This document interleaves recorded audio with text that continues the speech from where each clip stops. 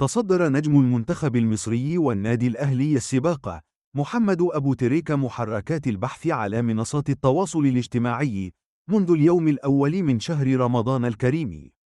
وذلك بعد ظهوره ضمن إعلان النادي الأهلي بجانب كل علامات النادي الأهلي، الأمر الذي أحدث جدلا واسعا على منصات التواصل الاجتماعي، حيث تداول نشطاء منصات التواصل الاجتماعي تساؤلات عن سبب ظهور محمد أبو تريكة خلال الإعلان، حيث انقسم الجمهور إلى نصفين بين مؤيد ومعارض لظهور نجم المنتخب المصري والنادي الأهلي السباق على الشاشة.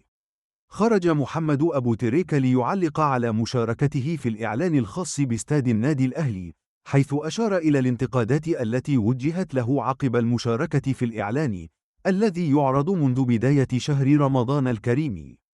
وقال أبو تريكة: مهما أقدم للنادي الأهلي قليل، النادي الأهلي صنع جميع أسمائنا، وأي شخص مر بجوار جدران النادي الفريق صاحب فضل عليه.